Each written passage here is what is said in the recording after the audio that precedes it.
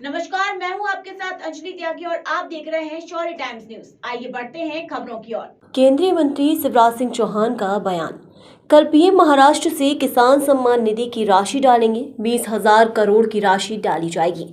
उत्पादन बढ़ाना, लागत घटना, ठीक दाम देना, वैल्यू एडिशन, प्राकृतिक खेती पर जोर है। इंपोर्ट ड्यूटी 0% थी, वहीं अब 27% हो गई है। सोयाबीन, मूंगफली, सूरजमुखी पर लागू, इससे सोयाबीन के दाम 500 रुपए बढ़ गए हैं। इससे किसानों को लाभ होगा।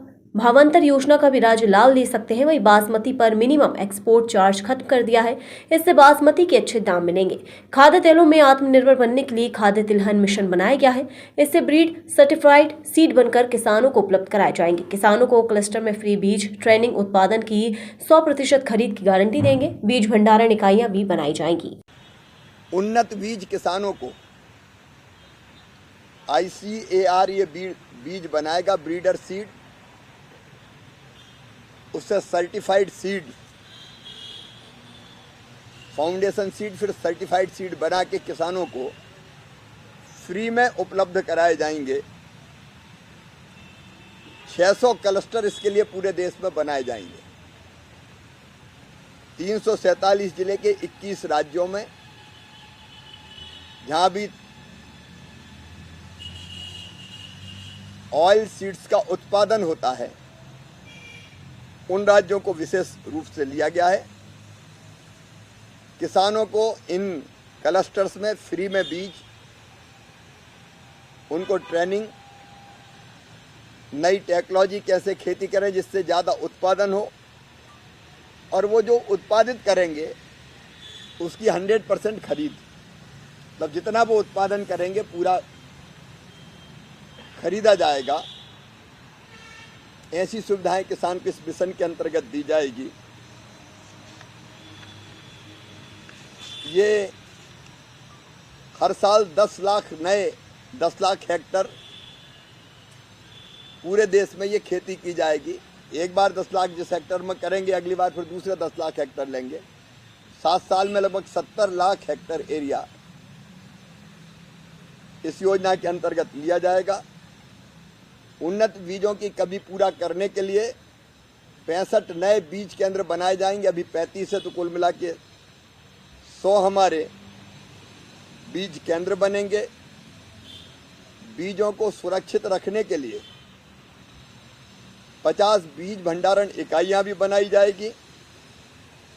और उन राज्यों पर हम ज़्यादा ध्यान दे रहे हैं जहाँ केवल एक फसल लेते हैं खरीफ की, जैसे धान खरीफ की हो गई तो बाद में खेत खाली छोड़ देते हैं, लेकिन उनमें नमी इतनी रहती है कि धान के बाद ये फसलें ली जा सकती है। इंटर क्रॉपिंग का भी उपयोग करेंगे। कपास है तो उसके बीच में सोयाबीन, अलग अलग फसलों के बीच में ये फसलें लगाई जा सकती है। और पूरी खरीद किसानों से करेंगे। एक बड़ा फैसला ये कल हुआ है, इसका डिटेल भी मैं आपको दूंगा। और कल और 1 लाख करोड़ रुपए की एक योजना को कैबिनेट ने मंजूरी दी है, जो किसानों के हित में है और हमारे खाद्य सुरक्षा को भी सुरक्षित करेगी। हमने 2 योजनाएं, एक प्रधानमंत्री राष्ट्रीय कृषि विकास योजना और दूसरी कृषि उन्नति योजना, ये 2 योजना बनाई हैं। इन योजनाओं में कुल मिला के 1,0321 करोड़ 61 लाख रुपया खर्च होंगे। इन योजनाओं में मृदा स्वास्थ्य प्रबंधन, वर्षा आधारित क्षेत्र का विकास, कृषि वानिकी, परंपरागत कृषि को बढ़ावा देना, फसल अवशेष प्रबंधन, कृषि का यंत्रीकरण, पर drop more crop, crop diversification, फसल विविधीकरण, कृषि के स्टार्टअप्स के लिए निधि, ये सब चीज़ें प्रधानमंत्री राष्ट्रीय कृषि विकास योजना के अंतर्गत और कृषि उन्नति योजना में जो विशेष रूप से खाद्य सुरक्षा सुनिश्चित करेगी देश की, राष्ट्रीय खाद्य सुरक्षा और पोषण मिशन, राष्ट्रीय खाद्य तेल मिशन, अभी एक मैंने जो जिक्र किया राष्ट्रीय खाद्य तेल मिशन तिलहन, वो भी इसी में आएगा। एकीकृत बागवानी विकास मिशन, कृषि विस्तार पर उप मिशन, NER के लिए जैविक मूल्य श्रृंखला विकास मिशन और कृषि विपणन के लिए एकीकृत योजना, डिजिटल कृषि मिशन